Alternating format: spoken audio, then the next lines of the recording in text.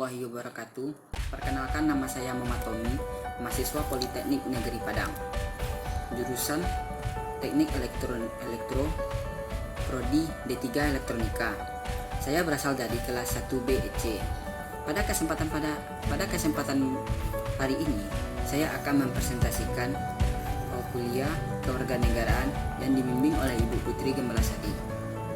Yang materinya adalah 1. Aplikasi Pancasila pada kehidupan sehari-hari dalam menghadapi COVID-19. 2.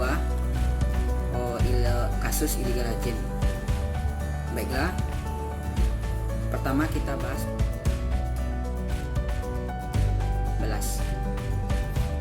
Pertama, kita harus tahu dulu apa itu pengertian dari Pancasila.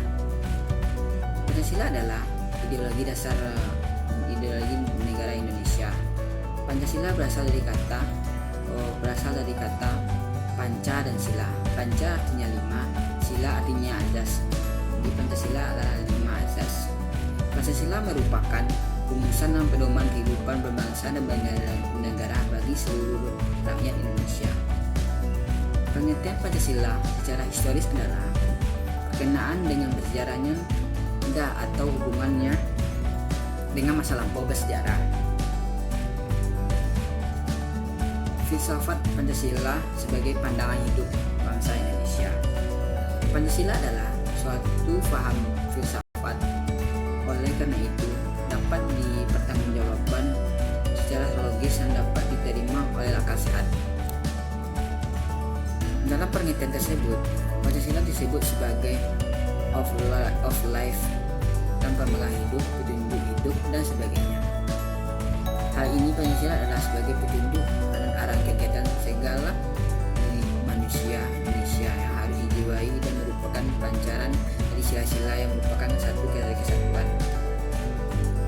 Pancasila sebagai dasar negara Republik Indonesia. Sebagai dasar negara, Pancasila dapat dipertanggungjawabkan secara yuridis konstitusional. Oleh karena itu, setiap tindakan ataupun setiap orang tidak boleh bebas memberikan pengertian atau penafsiran menurut pendapat sendiri. Pancasila sebagai jiwa dan kepribadian bangsa Indonesia. Menurut Dewan Perancangan Nasional, yang dimaksud dengan kepribadian Indonesia adalah keseluruhan ciri-ciri khas bangsa Indonesia yang membedakan bangsa Indonesia dengan yang lainnya. Nilai-nilai yang terkandung pada Pancasila dalam kehidupan sehari-hari. Pancasila merupakan ideologi bangsa Indonesia yang wajib dihormati dan dijaga kapanpun dan dimanapun. 5 sila yang terkandung harus diimplementasikan dalam kehidupan sehari-hari. Contohnya dalam penerapan dan kehidupan sehari-hari. 1. Menjaga toleransi dan saling menghormati antar umat beragama. 2. Tidak memaksakan kehendak pada agama lain atau kepercayaan orang lain. 3. Menghargai perbedaan yang ada di pada masyarakat. 4. Tidak melakukan diskriminasi pada teman dan orang lain. 5. Cinta pada tanah air. 6. Mencintai produk-produk lokal. 7. Mengutamakan keputusan yang diambil secara musyawarah. 8. Ikut serta dalam pemilu. 9. Membantu orang lain yang di tengah dilanda kesusahan. 10. Sikap adil. Contoh dan aplikasi nilai Pancasila dalam menghadapi wabah virus COVID-19. Serangan virus corona di seluruh dunia dan sekarang ini menjadi wabah yang sangat berbahaya di negara tercinta kita ini. Sungguh suatu kejadian tak pernah kita lupakan. Ideologi dan falsafah hidupnya yaitu Pancasila saat ini sesungguhnya sedang diuji dan diuji kepada seluruh bangsa Indonesia, seluruh pelosok tanah air Indonesia.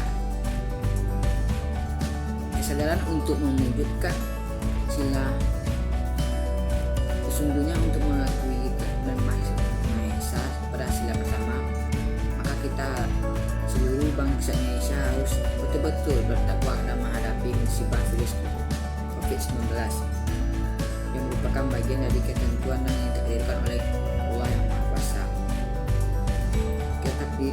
Kesadaran untuk mewujudkan sila-sila kedua dalam masalah pandemi wabah COVID-19 tingkat dunia ini sekaligus juga membuktikan bahwa eksistensi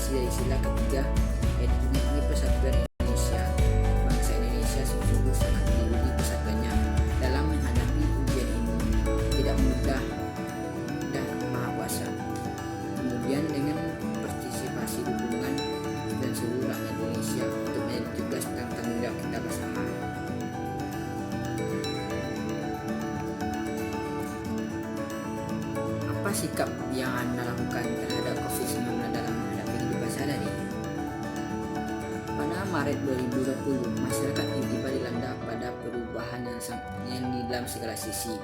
Dari kebijakan pemerintah berdampak pada pendidikan, pekerjaan, hingga pun beribadah dan pola sosial.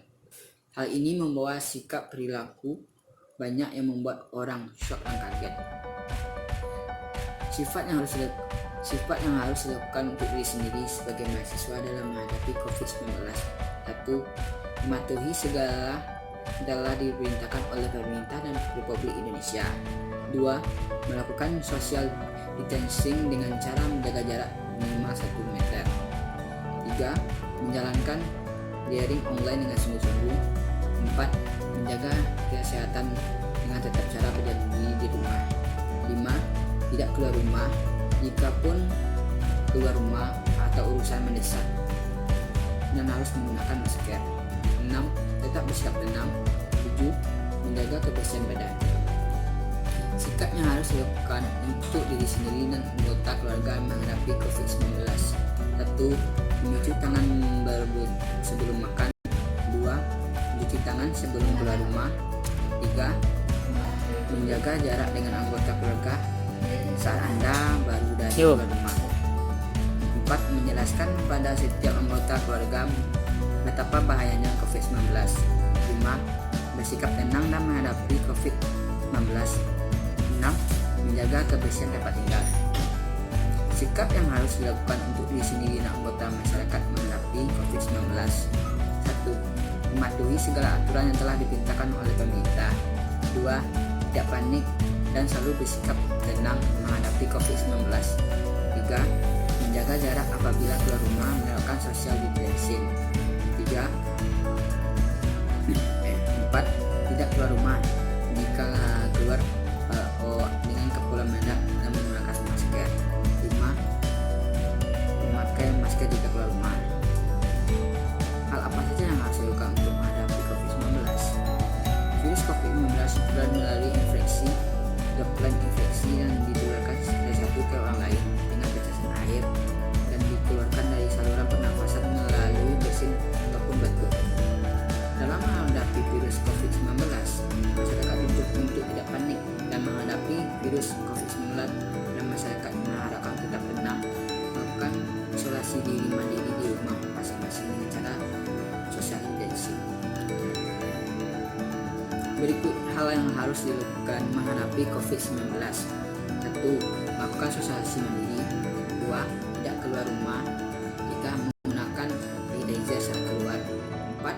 Melakukan social distancing. 5. Menjaga kesehatan dan imun tubuh. 6. Tidak bersin atau batuk dengan cara menutup dengan tangan tetapi dengan kain yang bersih. 7. Mencuci tangan sebelum masuk dan ke dalam rumah dan setelah keluar rumah. 8. Menjaga kebersihan badan tetap tempat tinggal. 9. Hindari berjabat tangan dan memeluk orang. 10. Menghindari tempat keramaian.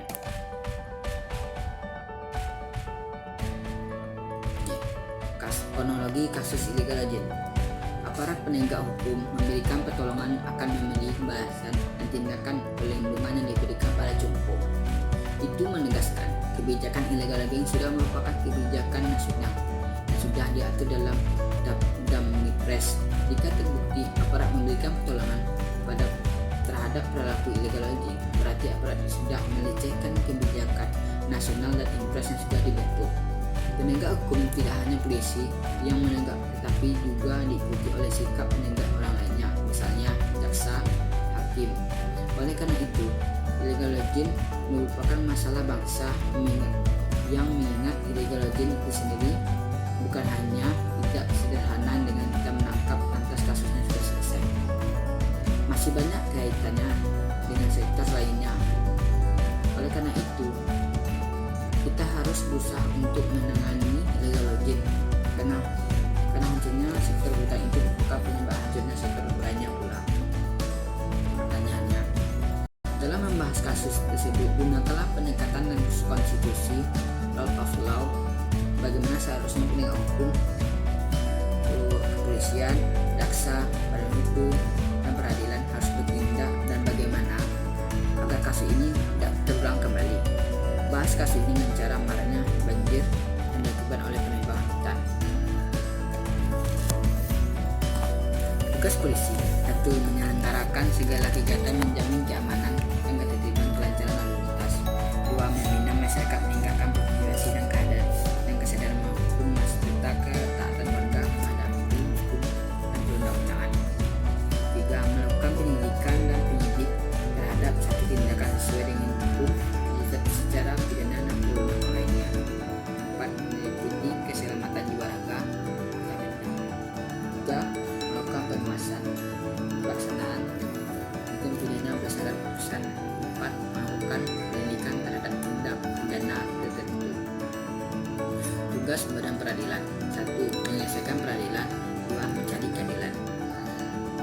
Yang harus dilakukan agar kasus tersebut tidak terulang kembali: 1. Dengan cara memberantas para pelaku yang tidak bertanggung jawab. 2. Dengan melakukan pengawasan yang lebih lagi. 3. Memberikan hukuman atau tindakan kepada penebang liar. 4. Memberikan informasi terhadap masyarakat betapa pentingnya menjaga kelestarian hutan. Kaitan kasus maraknya terjadinya banjir.